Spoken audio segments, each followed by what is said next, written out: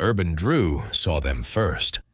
Two silver shapes accelerating down the runway at Rhine-Hopston airfield. Fast. Too fast. Not the lumbering takeoff roll of a prop fighter, but something different. Something wrong. Jets. It was March 18th, 1945. Drew was leading a flight of 4 P-51 Mustangs at 15,000 feet over western Germany, hunting for targets of opportunity. They'd been in the air for 2 hours working a patrol pattern when one of his wingmen spotted the airfield below. And those two shapes rolling down the concrete. Drew's pulse kicked up. He knew what they were without being told. Messerschmitt Me 262s, the jet fighters everyone had been briefed about, the ones that could hit 540 miles per hour, the ones that made every prop-driven fighter in the sky obsolete the moment they got airborne. He had maybe 10 seconds before they were untouchable. Drew didn't think, just reacted.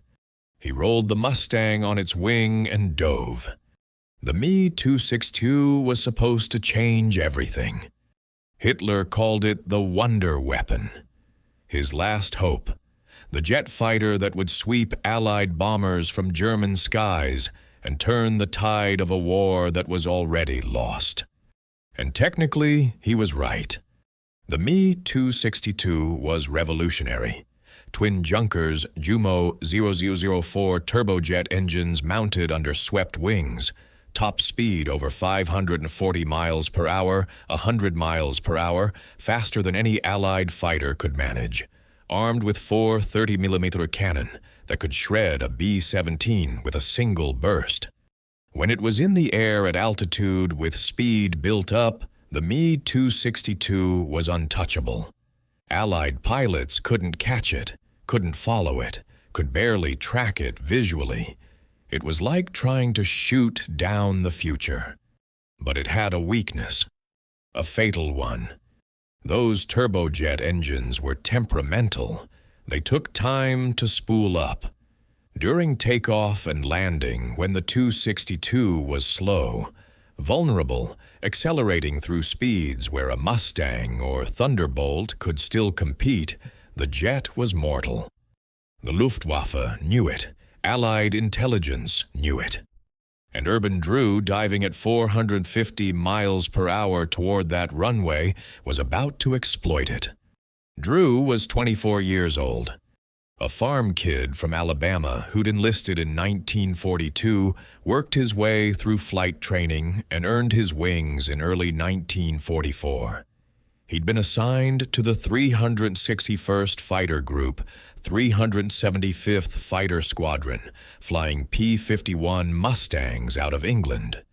By March 1945, he'd flown over 70 combat missions, strafing runs, bomber escorts, dogfights over Germany. He had a few kills to his name, a couple of FW-190s, maybe a BF-109.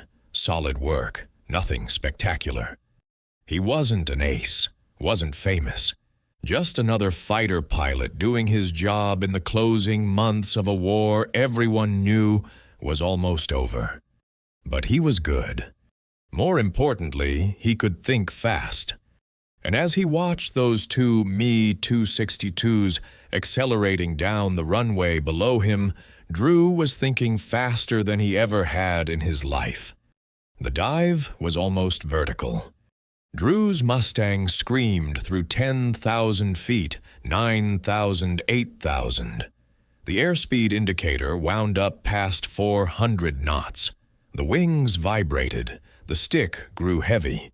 His 3 wingmen followed, strung out behind him, but Drew was focused entirely on the 2 jets below. They'd lifted off. Both of them. Gear retracting, noses up, climbing away from the field. But they were slow, still accelerating. The jet engines needed time to build thrust, time to transition from takeoff power to climb power. For maybe 30 seconds, maybe less, they were vulnerable. Drew had one chance. He pulled out of the dive at 2,000 feet, the G-forces shoving him down into his seat vision tunneling. The Mustang leveled off behind and below the trailing Me-262, maybe 800 yards back.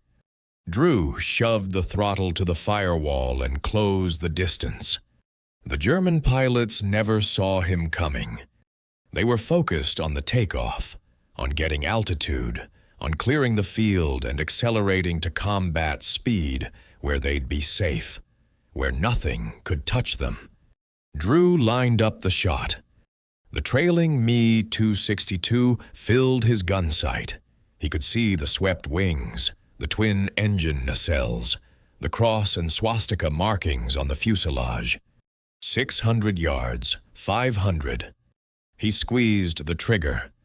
The P-51's 650 caliber machine guns opened up with a sound like ripping canvas. Tracers reached out a stream of red and white streaks converging on the jet. The first burst went low, kicking up dirt and concrete behind the 262. Drew adjusted, walked the stream up. The second burst hit. Rounds hammered into the Me-262's left engine, then the wing root, then the fuselage. Pieces of aluminum skin tore away.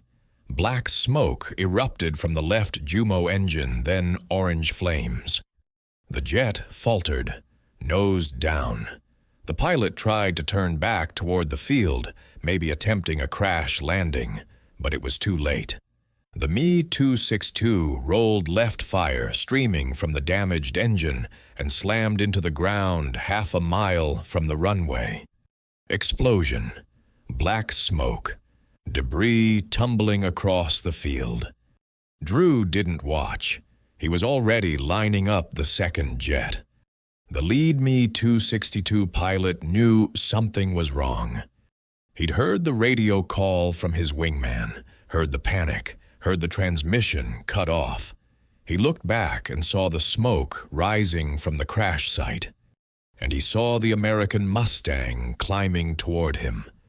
He did the only thing he could, pushed the throttles forward, trying to build speed, trying to get to 400 miles per hour, 450, where the Mustang couldn't follow, where he'd be safe. But the engines were still spooling up, still transitioning. He was at maybe 300 miles per hour, fast for a prop fighter, slow for a jet. Drew closed to 400 yards.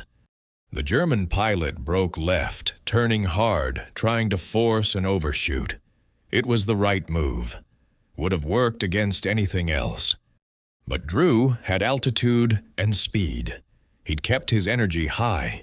He pulled lead, tracking the 262's turn, and fired. The stream of 50 caliber rounds caught the Me-262 across the right wing and fuselage. The German jet shuddered, trailing smoke. The pilot tried to reverse the turn, tried to dive away, but the controls were sluggish. Something was damaged. Hydraulics, maybe. Control surfaces. Drew fired again. This burst hit the right engine. The Jumo 004 exploded in a fireball of burning fuel and disintegrating turbine blades. The entire engine nacelle separated from the wing and tumbled away. The Me-262 flipped inverted and went straight down. It hit the field nose first and disintegrated. No explosion this time. Just a cloud of dirt and twisted metal. Silence on the radio. Drew pulled up and away, scanning for threats. His heart was hammering. His hands were shaking on the stick. He'd just shot down 2 jets. In under a minute. Nobody believed him at first. When Drew landed back at base and filed his after-action report, the intelligence officer looked at him like he'd grown a second head. "You shot down 2 262s?" "Yes, sir." "During takeoff?" "Yes, sir." "Both of them?" Drew nodded, gave the details. The dive, the intercept, the engagement. He spoke calmly, factually, like he was describing a training exercise. The intelligence officer made notes, didn't say anything, but Drew could tell what he was thinking. Jets don't get shot down by prop fighters. That's not how this works. But Drew had witnesses. His wingmen had seen it. Gun camera footage would confirm it. And when the reconnaissance photos came back from the next mission over Rhine, they showed the wreckage. 2 destroyed Me-262s exactly where Drew said they'd be. The kill claims were confirmed. Urban Drew farm kid from Alabama had done what everyone said was impossible. The Me-262 first flew in 1942. Test pilots raved about it. This was the future. This was what air combat would look like in 10 years, 20 years. Jet propulsion, incredible speed. The piston engine fighter was already obsolete.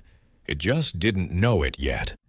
But getting the 262 into service was a nightmare. The engines were unreliable. Early models had a service life of 10 hours before they needed to be rebuilt. 10 hours. The turbine blades cracked under stress. The fuel pumps failed. The combustion chambers burned through. Manufacturing was a disaster. By 1944, Germany was being bombed around the clock. Factories were rubble. Skilled workers were dead or drafted. Materials were scarce. Every 262 that rolled off the production line was a minor miracle. And then there was Hitler. He insisted the 262 be used as a bomber, a fast bomber, not a fighter. The engineers protested. The pilots protested. The 262 was designed to kill Allied bombers, not carry bombs. Using it as a ground attack aircraft was insane. Hitler didn't care. It wasn't until late 1944 that the 262 was finally deployed as a pure fighter. By then, it was too late. Germany was collapsing, fuel was scarce, trained pilots were scarcer. The Me-262 was the best fighter in the sky, and it was doomed from the start. Allied pilots learned quickly. You couldn't dogfight a 262, couldn't chase it, couldn't follow it into a dive or a climb. If you saw one at altitude at speed, the best you could do was avoid it and hope it ran out of fuel before it killed you. But takeoff and landing were different. Allied fighter sweeps started targeting known Me-262 bases, Rhine, Brandenburg, Lechfeld. They'd orbit nearby waiting. And when the jets took off or came in to land when they were slow and vulnerable, the prop fighters would pounce. It was dangerous. The airfields were heavily defended. Flak batteries ringed every runway. The Luftwaffe knew what the Allies were doing and tried to protect their jets with everything they had. But it worked. More Me-262s were destroyed on or near their airfields than in air-to-air combat. Not because the jets were bad aircraft, they were excellent, but because even the best technology has vulnerabilities. And the Allied pilots exploited every single one. Drew's success wasn't luck. It was timing, tactics, understanding the situation and acting instantly. He recognized the moment of vulnerability, those crucial seconds during takeoff, when the 262s were accelerating but not yet fast, and he capitalized on it. That's what made him dangerous. Not superior technology, not a better aircraft. The P-51 Mustang was an incredible fighter, but it was still a prop plane, still fundamentally the same technology as fighters from 1940. The Me-262 was from another era entirely. But Drew had one thing the German pilots didn't: position. He was high, they were low. He had speed built up from the dive. They were still accelerating. In those few seconds, the playing field was level, and in a level, fight skill mattered more than technology. The gun camera footage became legendary. It showed everything: the dive, the intercept, the first Me 262 smoking and going down, the second one trying to evade, the hits, the explosion, all of it captured in grainy black and white film. The footage was shown to pilots throughout the European theater, not as propaganda, as education. This is how you kill a jet. Wait for takeoff or landing. Catch them slow. Don't chase them. Don't try to turn with them.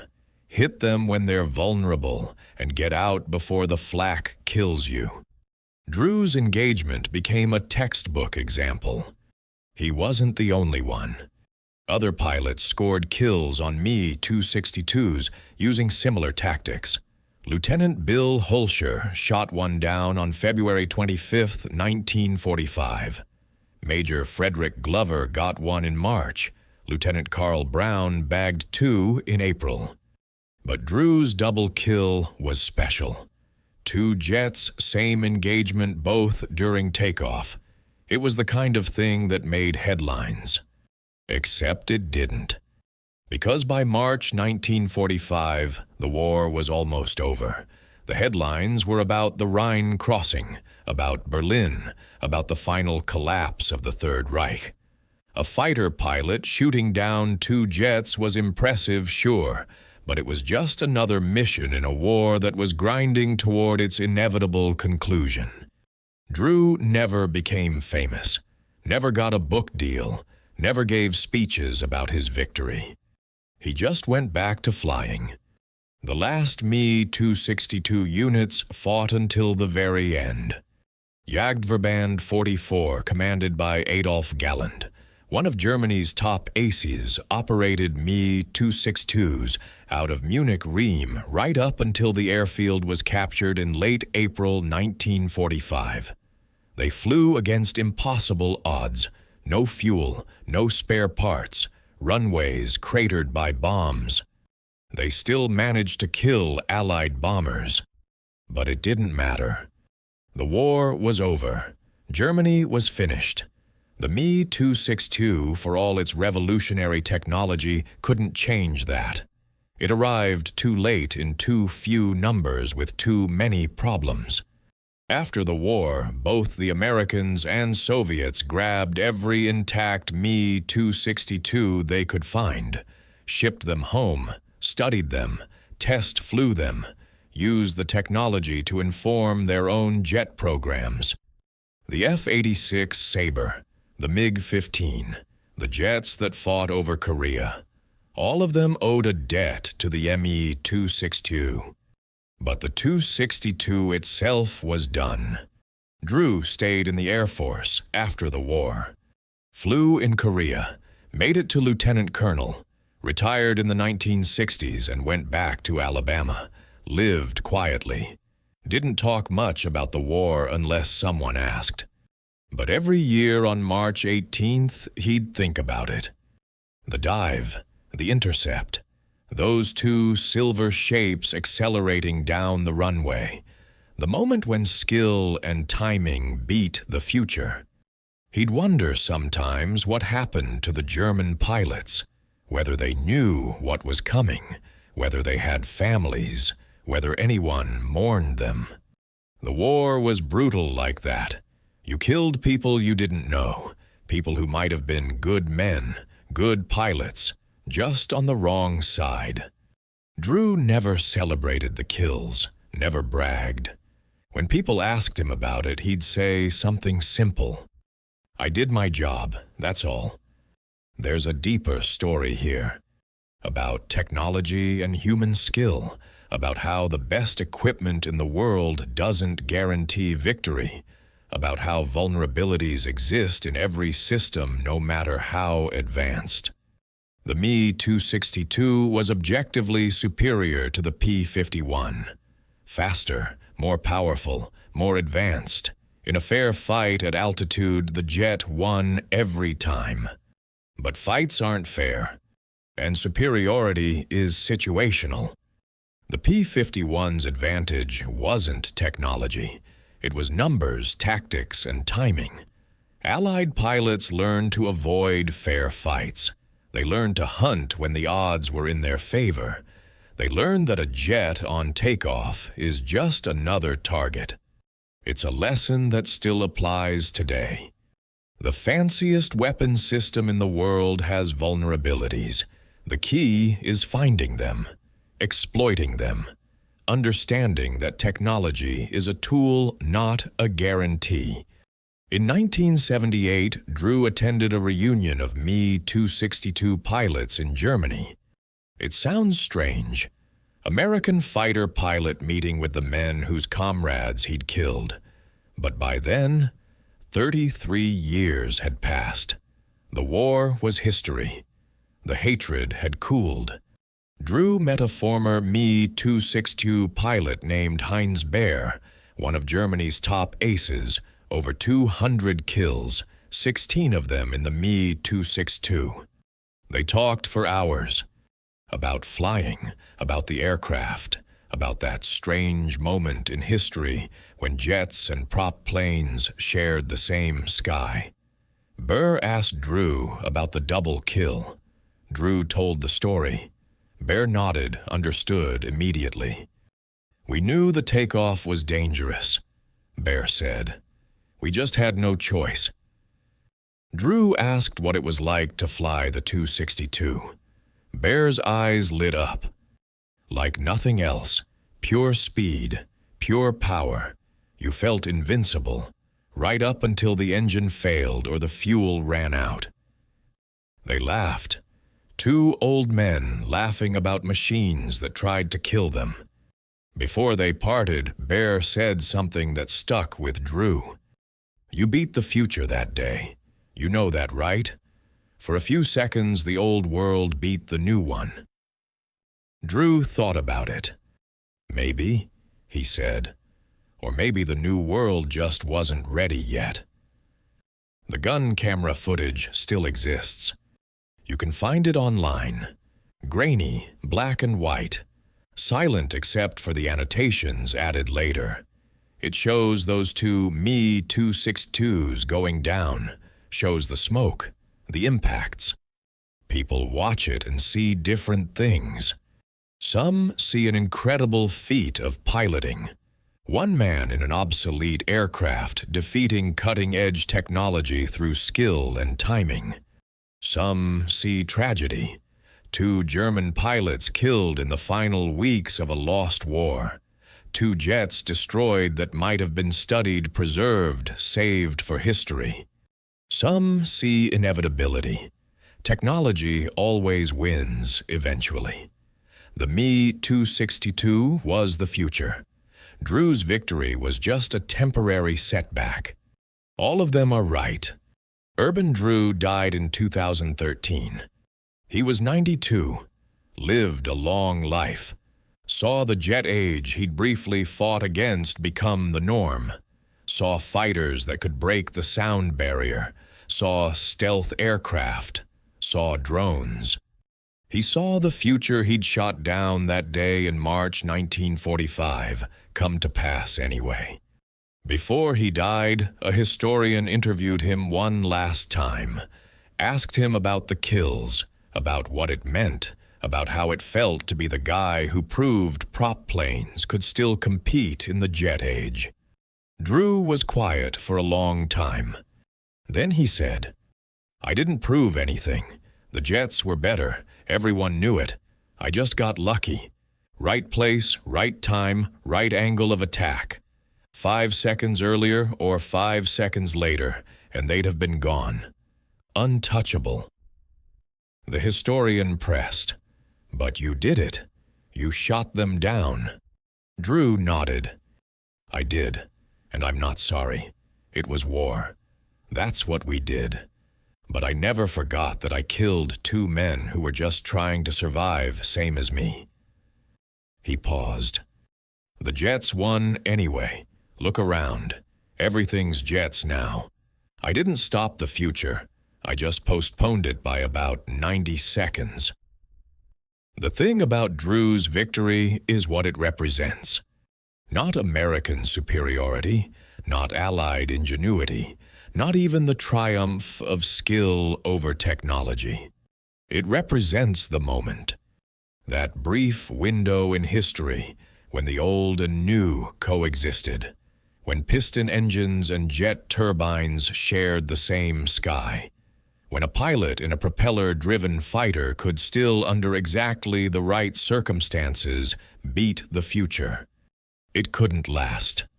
The jets got faster, more reliable, better engines, better tactics, better training. Within a few years, prop fighters were completely obsolete. The era Drew represented was over. But for 90 seconds on March 18, 1945, the old world fought back and won. There's a restored P-51 Mustang at the National Air Force Museum in Dayton, Ohio. It's painted in the colors of the 361st Fighter Group, Drew's unit, and on the side beneath the cockpit are two small jet silhouettes, victory markings. Tourists walk past it every day. Most don't know the story, don't know what those markings mean, don't know that this represents one of the rarest kills in aviation history. But pilots know. When fighter pilots visit that museum, they stop at that aircraft. They look at those markings. They understand what it took. Not just skill, not just luck. Timing. Everything in combat comes down to timing. Being in the right place at the right second, with the right angle and the right speed.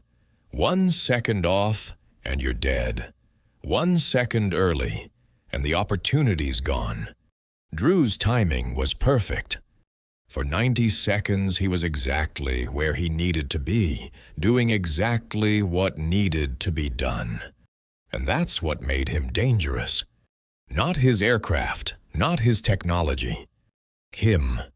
The Me-262s Drew shot down were part of Kampfgeschwader 51. Fighter-bomber unit. Good pilots, veterans who'd survived years of war. They weren't rookies, weren't making mistakes. They were just vulnerable at exactly the wrong moment. Their names are recorded in German military records. Their families were notified. Their aircraft were tallied in the loss reports that piled up in those final weeks of the war. They became statistics. Just like Drew would have become a statistic if the timing had been different, if he'd arrived 30 seconds later, if the 262s had gotten airborne and accelerated, if the German pilots had seen him coming. War is like that, timing and statistics. In the end, Urban Drew's story isn't really about technology. It's about the human element, the pilot, the decision maker, the person who sees the opportunity and takes it without hesitation. Because technology can be overcome, systems have weaknesses. The most advanced machine in the world is still operated by a human being, and human beings make mistakes. Drew didn't make mistakes that day.